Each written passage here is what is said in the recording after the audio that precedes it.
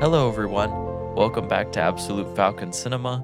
I'm your host, Caleb, and I know it's been a while. We've had a lot of snow days the past 2 weeks, so I haven't had access to the studio to record, but I'm back now and I have seen a bunch of new movies and I would like to talk about them. So I hope you enjoy.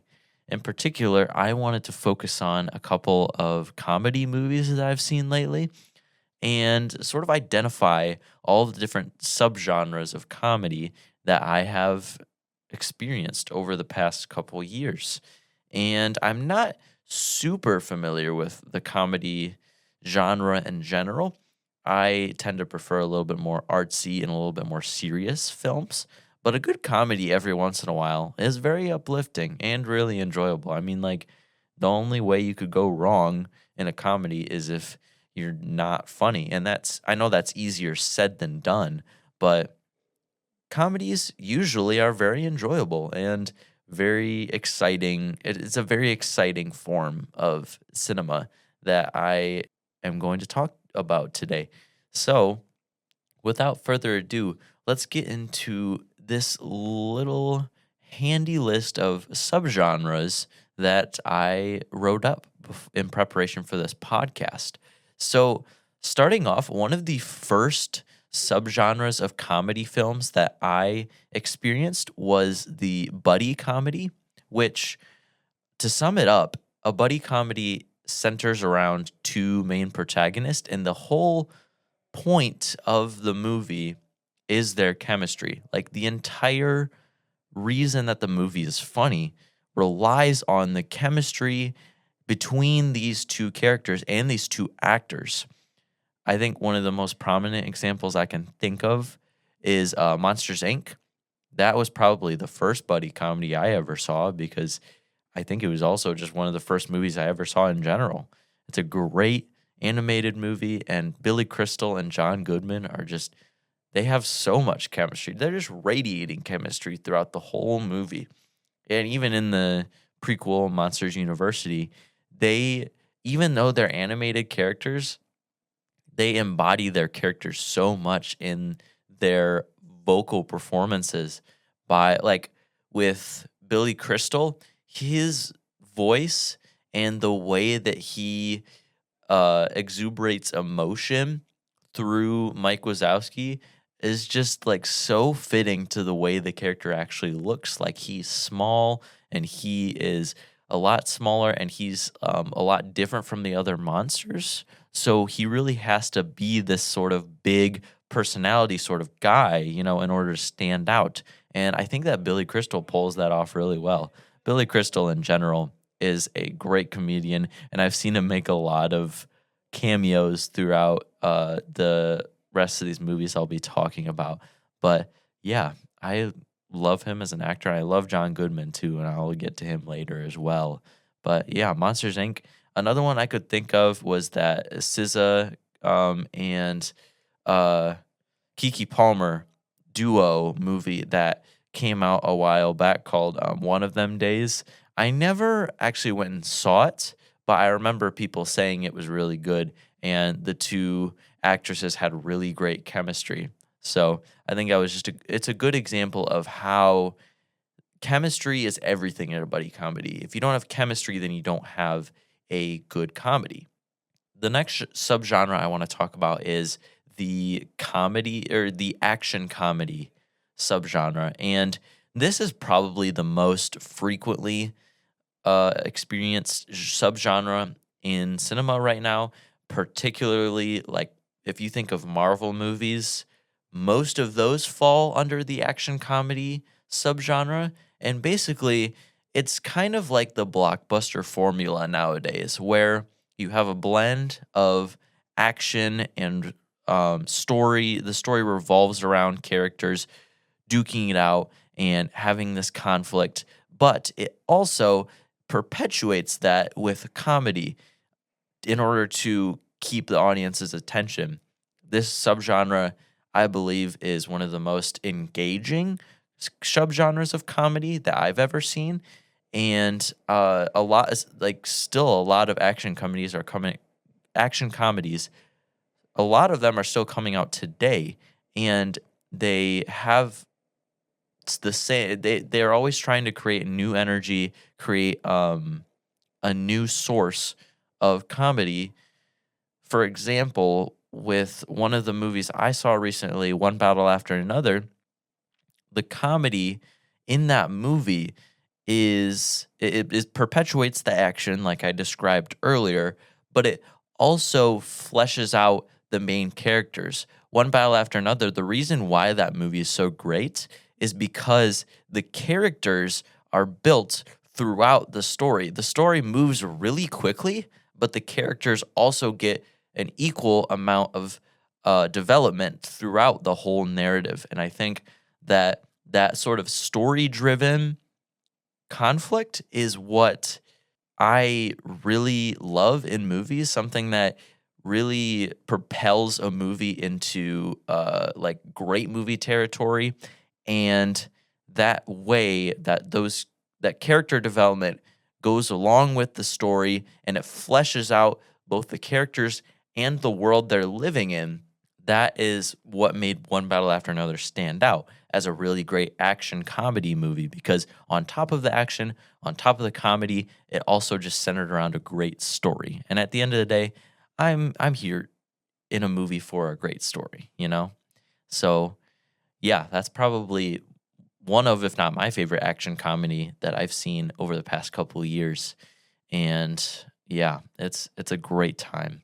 I would highly recommend for anyone who hasn't seen One Battle After Another yet. I know not a lot of people have seen it, and that makes me sad because it's a great movie and more people should see it, in my opinion. Next up, we have the romantic comedy, and this is another really common one, but also one that I'm not super familiar with.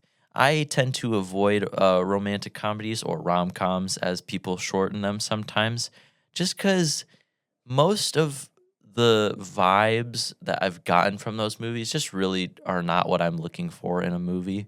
Granted, I have been some people might argue that I have been missing out on a lot of movies because of that, but there are a couple rom-coms that I've seen that I do really enjoy. For example, 10 Things I Hate About You, and that movie is really fun just because of Heath Ledger's central performance and young Joseph Gordon-Levitt. It's just a really unique blend where they had this sort of lightning in a bottle thing where all of the actors were just fully committed. Even though they were young, they were super committed, and it's just a great time. I have a hard time describing what I like so much about 10 Things I Hate About You, but I think it mostly just comes down to, once again, the chemistry between the two protagonists. But in this case, it's more of like a romantic sort of chemistry rather than a buddy chemistry in buddy comedies. I really like that movie. I also really liked Materialists, which is the new rom-com that came out with Dakota Johnson and Chris Evans and Pedro Pascal. That's like a love triangle, and I know people don't usually vibe with love triangles that often, and I've seen people say that it was kind of like a miss for them, but I really liked it. I think the art of rom-com is not a very intelligent sort of art, but Materialists brought that intelligence to that particular story, which I found to be really interesting. It had a really interesting screenplay, and the way that characters and scenes with the characters played out was like nothing I've seen before. And it was still funny. It was still a lot of really entertaining moments, but it had that added smart script that really tied everything together. So, yeah, Materialists, I would recommend watching if you want to see a rom com you've never seen before. And feel free to form your own opinion on it. I mean, I know it's not everyone's thing, but I really liked it. Next up, I have listed here is stoner comedy. And this is a little bit of a weird one. I haven't really watched that many stoner comedies. The closest I can really think of is The Big Lebowski, and we'll get more into that movie later. But a stoner comedy basically is really inconsistent. There's no clear plot to it. but it has characters that embody that sort of inconsistency with all of their rambling and their shenanigans and misadventures, stuff like that. Examples I can think of are Train Spotting. I unfortunately have not seen that movie yet, but I've heard a lot about it. And Ewan McGregor is in it, same actor that plays Obi-Wan Kenobi. And the whole thing about that movie is that it's just gross and grimy, and it's full of these characters that do drugs. And apparently, it's really funny, but it's also like really sad too. So yeah, stoner comedies, they vary in what they're about, what characters occupy the worlds, but it's has a lot of cult followings because of the amount of shenanigans that the main characters get into. So, yeah, not a subgenre I'm very familiar with, but one that I would like to visit at some point. Train Spotting is on my list for now, and I'll check that out at some point. Okay, next up we have a screwball comedy, and this shares a lot of similarities with stoner comedies where there are very rambly sort of characters that talk a lot, but the whole direction of the movie is a bit more artsy, a bit more maybe not intelligent, but a bit more showy, you know? I tend to think of like Wes Anderson movies and his whole filmography. All of his movies could really be grouped under this screwball comedy sort of thing, where his screenplays are always pretty funny. And I could say the same about like Paul Thomas Anderson too. While I've seen less of his filmography than I've seen Wes Anderson's, I can say that I've always heard of some sort of funny thing happening in a Paul Thomas Anderson movie.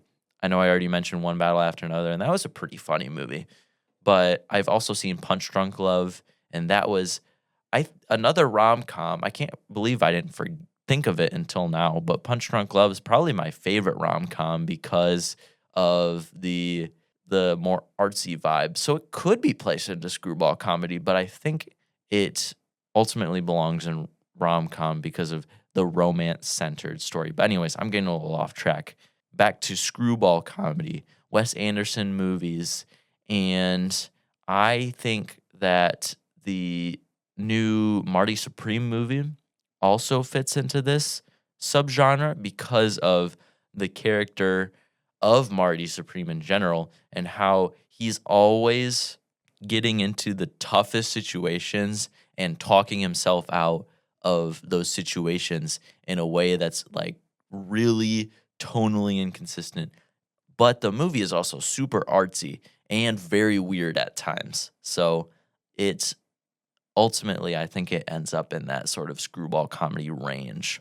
Marty Supreme is another really great movie that I recommend to people whenever I can. It's a lot. It's a 2.5 hour long movie that is just packed to the brim with just crazy stuff. But it is very rewarding experience because it all somehow wraps things up really smoothly in the end. And yeah, Marty Supreme, great movie. Go watch it. Next, I have what I call sketch comedy, which this could be like any sort of comedy film that relies more on sketches than a traditional story. And what I mean by that is when you sit down and watch a movie, when you watch a comedy movie, you see there are different bits to a movie that you think are funny. Like if you think of that one scene in that one comedy movie that made you laugh really hard, most likely it is a sketch that the comedy writers wrote into that movie. So if you've ever seen like The Anchorman, that's like a sketch comedy sort of thing. And The Simpsons, it's not a movie, but it's a show that my brother and I have been watching lately. The Simpsons is a bit more reliant on sketches rather than having a coherent story.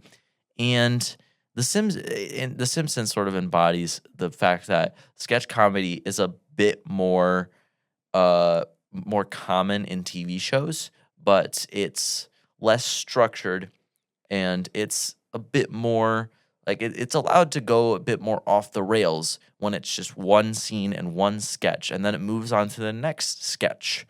And that sort of structure to a comedy, I think, is really underrated and I think should be brought back in more recent comedies because the way that those movies play out are so memorable and just so ridiculous. They're such a great time, and I also think one more example I can think of is Monty Python.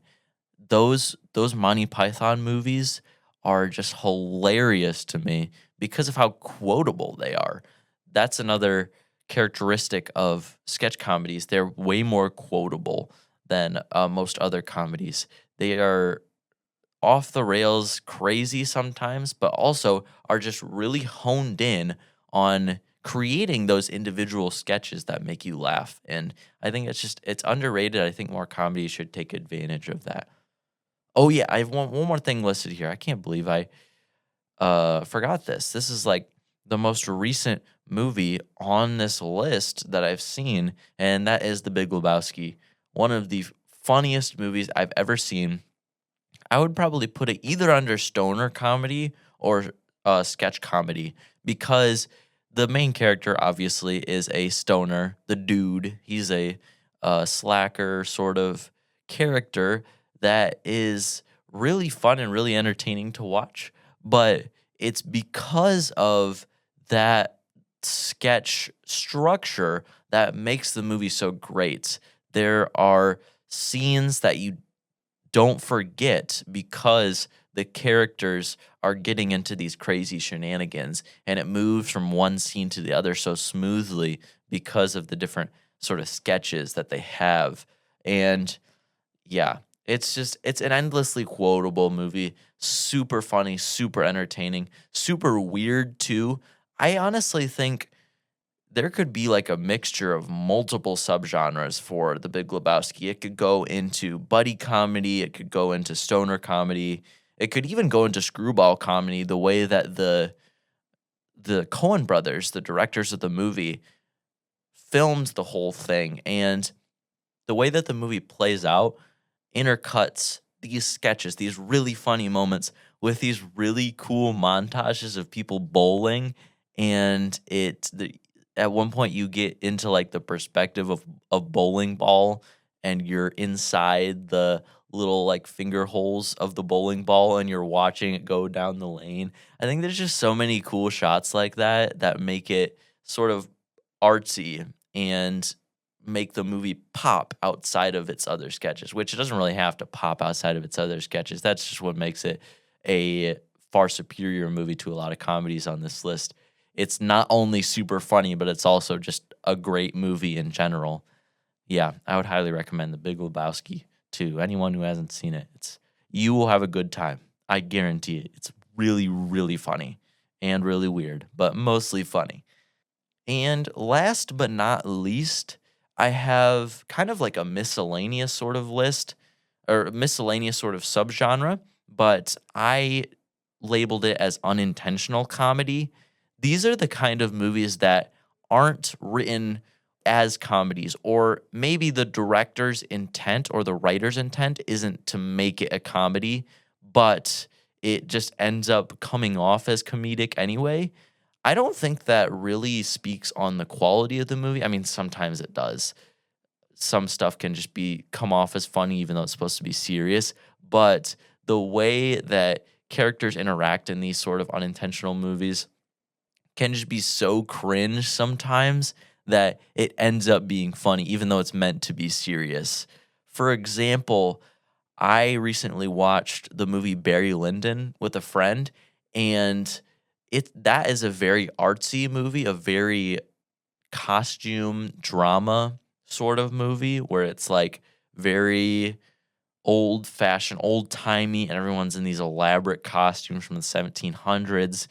But I forgot how funny that movie was. It's all centered around a guy who is basically just a really terrible person who rises up to the top of the establishment in England, and and afterwards you get to see his downfall, and that movie is just super funny because of the the ways that Barry gets to rise to the top, the way he sort of tries to talk his way out of things, but is always ends up getting caught in the end.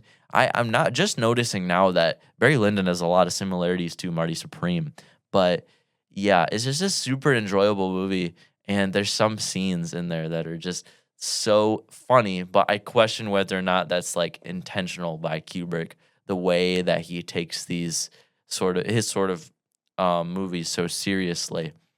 And another example I can think of is Spider-Man 3. I saw that recently with my brother, and that movie is I'm just gonna go on and say it's a bad movie. It's very tonally inconsistent. It switches between some like genuinely great Spider-Man moments, maybe even some of the best Spider-Man moments of the entire his entire saga, and it switches between that and some of the most cringy dialogue, some of those bad CGI I've ever seen. And it's so entertaining. It's such an entertaining movie because of that. It's so funny because of how terrible the CGI looks and how cringy some of the characters act. Like it kind of borders on parody the way that these actors sort of embody these performances, and the acting is very hit or miss, but it's always so charming and entertaining. I love how sincere those movies are. Like they're trying their best to be really smart and gripping superhero movies. But Spider-Man 3, it's a bad movie, but I loved watching it because of just how crazy, cringy, and just how tonally inconsistent the whole thing is. And yeah, I think that's definitely an unintentionally funny, or some parts of the movie that I found unintentionally funny at the very least. So yeah, comedy as a genre in general is a genre that I need to familiarize myself with a little bit more. But that was my list of subgenres that I have encountered so far. Let me know if there's any that I like missed or anything on the Instagram post for this new episode. If you caught any, or if I missed some. But yeah, I need to watch more comedies. Comedy as a genre is, I mean, obviously super funny, but it leaves room for actors to really go all out with their performances, and for the screenwriters to really flex their writing muscles with some really smart jokes and some really hilarious dialogue between the characters. Like it's a very it's a genre with a lot of variety, and I just admire that about it. Might not be my most preferred genre, but it's definitely an underappreciated one on my part that I need to revisit more. I hope y'all enjoyed listening to me talk about these comedy movies. I had a really good time watching these films, and I would highly recommend whatever movies I listed that were really great. Watching movies is fun, and comedy reminds me of that experience. And comedy movies in general are just some absolute Falcon cinema. Thanks for tuning in to this episode, guys, and I will catch y'all later. Take care.